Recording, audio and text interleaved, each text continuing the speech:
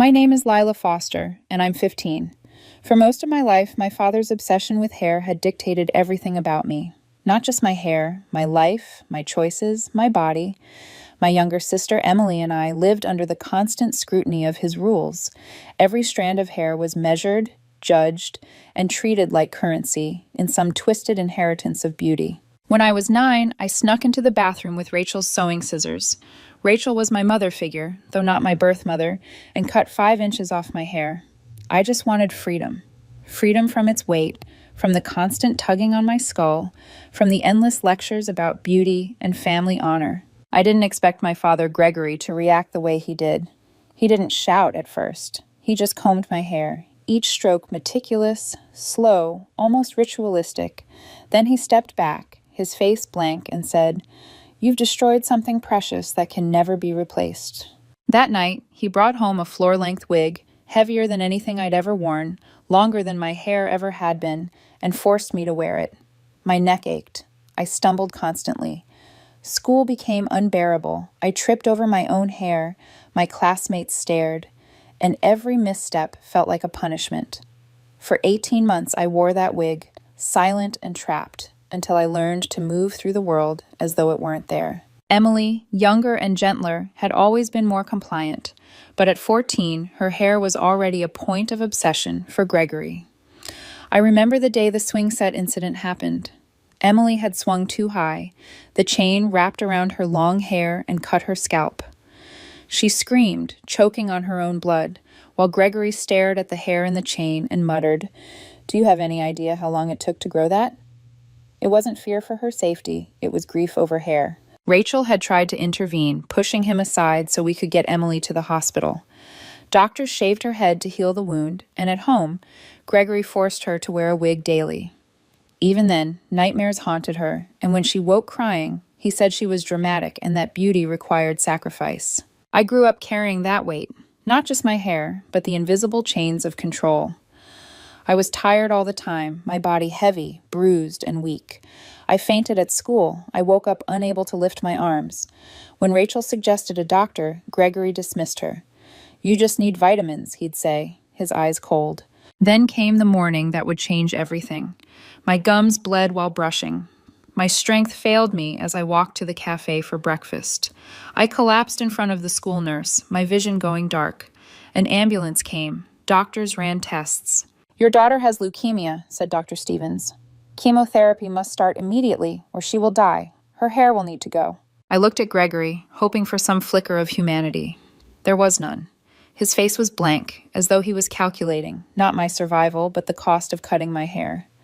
Rachel gasped. Dr. Stevens's hands gripped her clipboard tightly. Silence stretched like concrete. Gregory finally spoke, his voice low but sharp. "Perhaps a second opinion is best. This doctor doesn't understand our family values."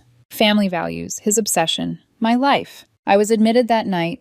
Rachel stayed by my side, her hair brushing the window chair as she tried to comfort me, trembling under the weight of fear and determination. Nurses prepared the chemotherapy IVs. My body felt alien, heavy, metallic, unreal. I wondered how much of my life had been stolen by hair, by fear, by Gregory's control. A woman named Claire Donovan from Hospital Social Services arrived, calm and firm. Short black hair, practical clothes, a voice that seemed to carve through the chaos. She explained the hospital could protect me from parental interference in life-saving treatment. Gregory tried to argue, to assert rights, to demand to be present. Claire remained resolute. Security was called. He raged outside the doors, but could not reach me. Rachel whispered as she held my hand, "You're safe. I won't let him take this from you."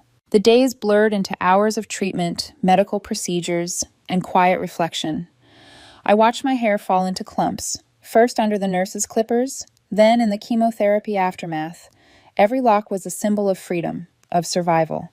When the nurse held the mirror after shaving the remainder, I barely recognized myself.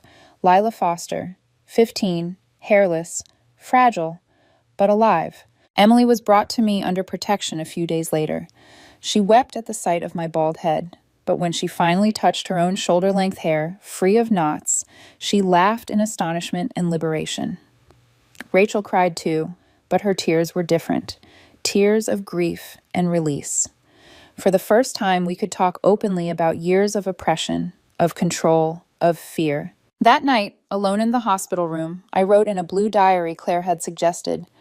I wrote about the nightly hair brushings, the wig punishment, Emily's accident, the weeks I felt weak and unloved.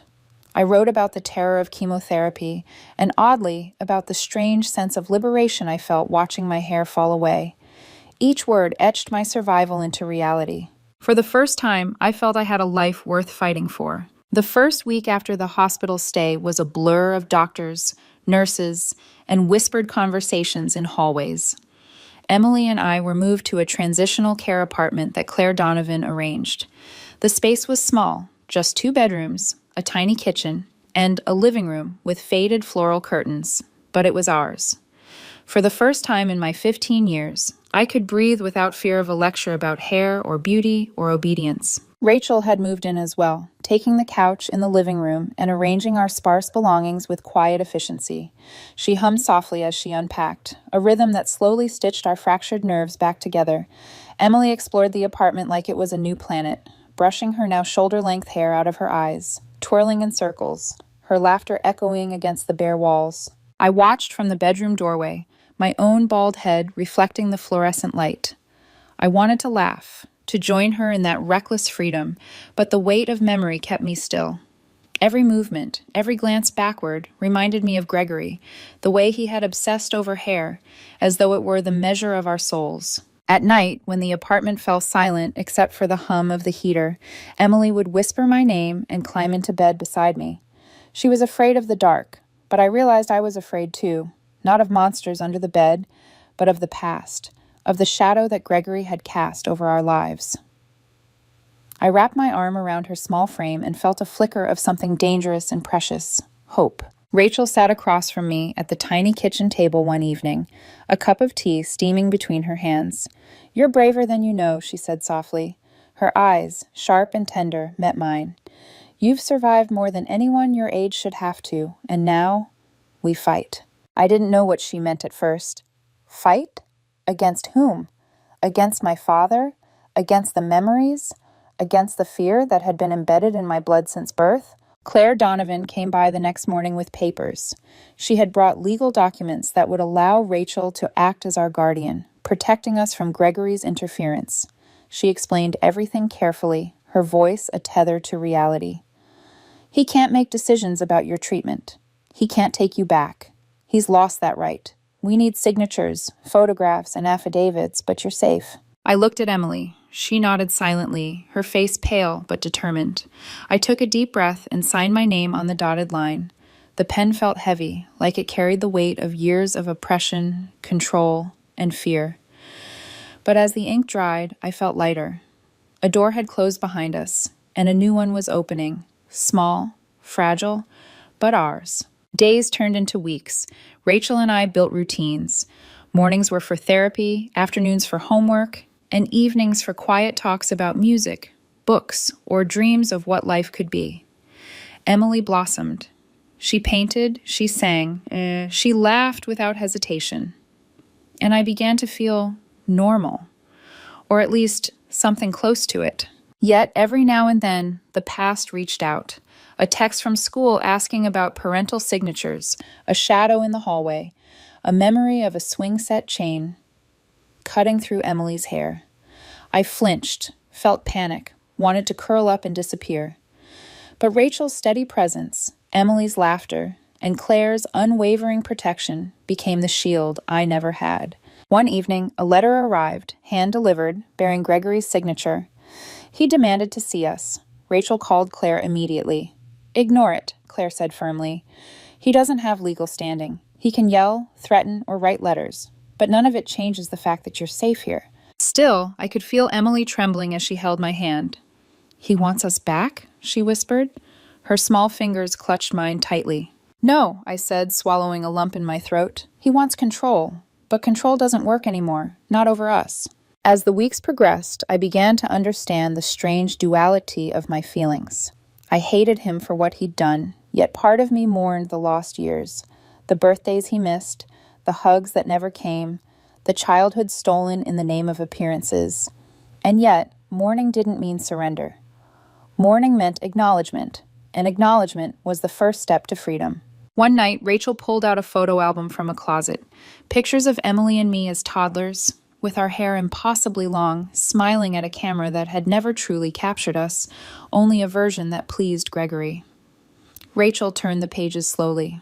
"Look at this," she said, pointing to a photograph of the two of us, hair cascading, eyes wide. "You were beautiful then, but not because of him, because of you, always because of you." Tears blurred my vision. Emily pressed her forehead to mine. "I'm glad we're together," she whispered. For the first time, I believed her. But deep down, I knew the battle wasn't over.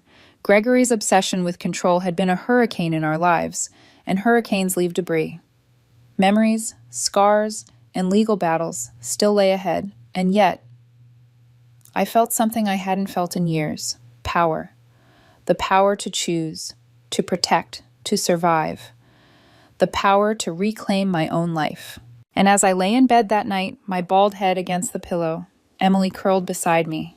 I whispered into the dark, "We're going to be okay. We have to be." Little did I know, the storm wasn't finished. It was only gathering. The days grew longer, yet every morning brought the same gnawing anxiety. Emily had started school again, her small backpack bouncing as she walked down the hallway.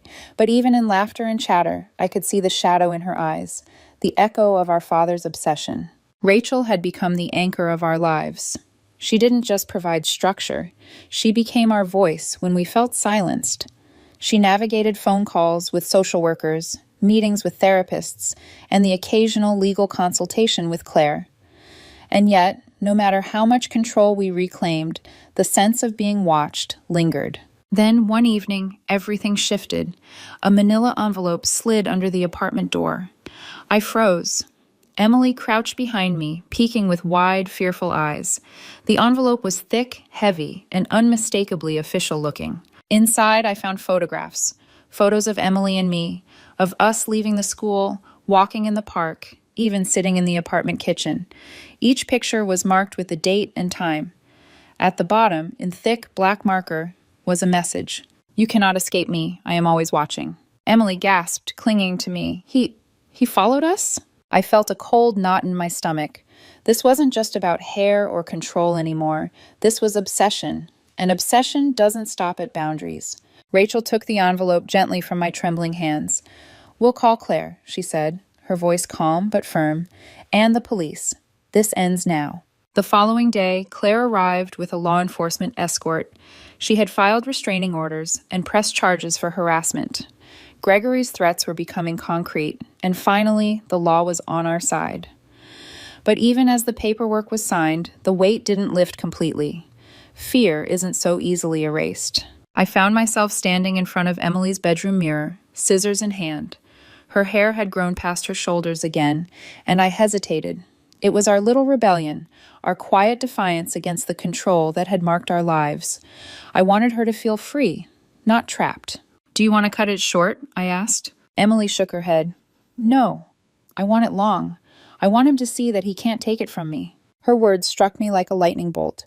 She understood more than her years should allow.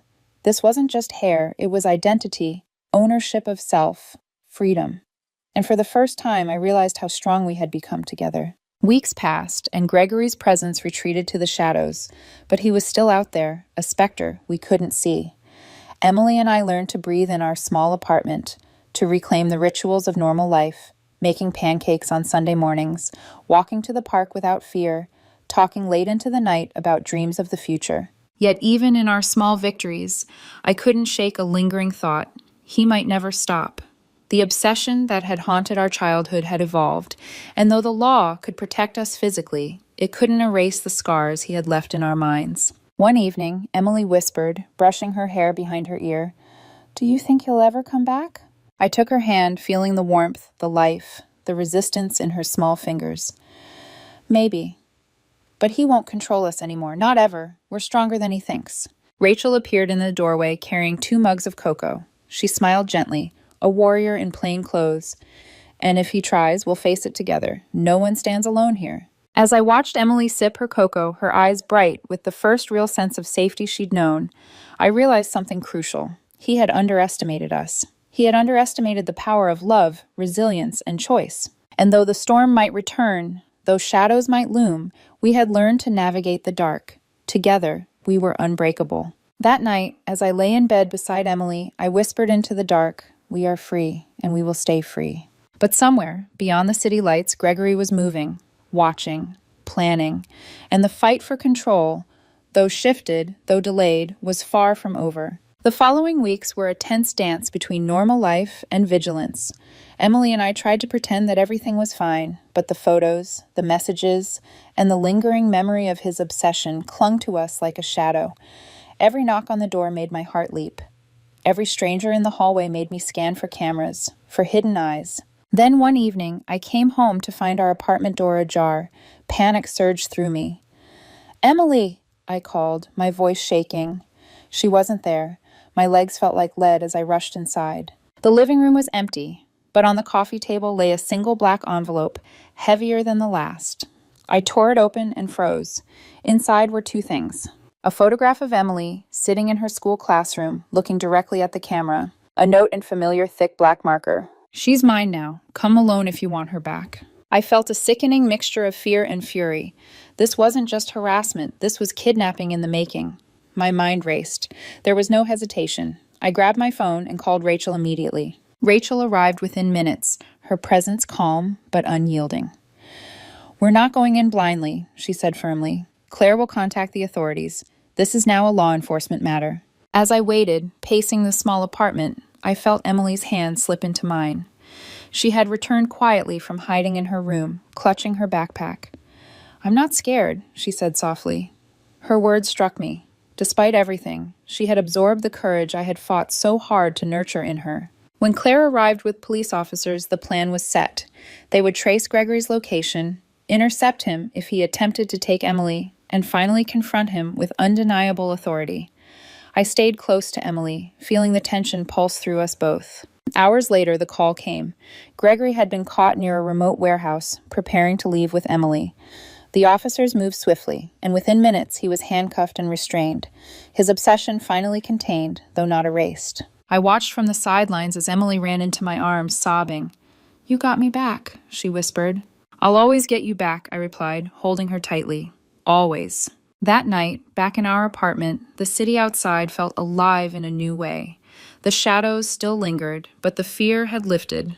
We had faced the storm and survived. Rachel sat across from me, sipping her tea quietly. "You've both grown stronger than anyone could imagine," she said. "This isn't the end. It's a beginning." I looked at Emily, brushing a stray lock of hair from her forehead. "Yes," I whispered, "a beginning. One where we choose freedom every single day." Even in sleep, Emily curled beside me with an unshakable trust. For the first time, I felt it fully. We were safe, together, and unbroken. And though I knew life would throw challenges our way, I understood something I had never truly felt before. We were no longer defined by fear. We were defined by love, resilience, and choice. As the city lights flickered outside the window, I allowed myself a small, tentative smile. Tomorrow would come, and with it, the certainty that our lives and our spirits belonged only to us. Months passed, and life slowly stitched itself back together. The apartment, once a place of tension and fear, had become a sanctuary.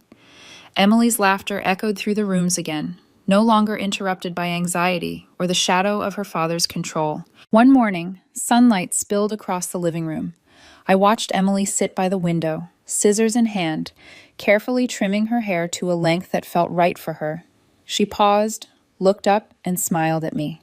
"Mom, I think this is perfect," she said. I nodded, my throat tight with emotion. "It's beautiful, Emily. You chose it." And that was the turning point. Every strand she cut symbolized more than hair. It was a reclamation of her body, her choices, her freedom. I realized then that the control her father had tried to impose could never take root again. Rachel visited often, her presence a steady anchor. We shared quiet dinners, stories, and sometimes long silences, the kind that don't need words. She had become family in every sense, a reminder that love and trust could be built, even in the aftermath of fear. I also began to rebuild myself.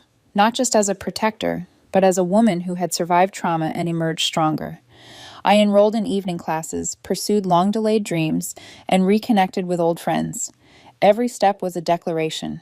I was no longer defined by the past. One evening, Emily and I walked hand in hand along the quiet streets of our neighborhood. The air was crisp, carrying the scent of late autumn. She glanced up at me. "Do you think we'll ever have to be scared again?" she asked softly. I squeezed her hand. "Fear might touch us sometimes, but we've learned how to face it together. And as long as we do, nothing can ever control us again." Emily smiled and let go of my hand to skip ahead, her hair catching the wind in loose, free waves. I watched her, feeling a surge of pride and hope. The years of fear and control were behind us. Ahead lay choice, love, and freedom. That night, I sat by the window, watching the city lights flicker. For the first time in a long time, I felt completely, unshakably at peace. We were not victims. We were survivors. We were free. And together, we were unstoppable.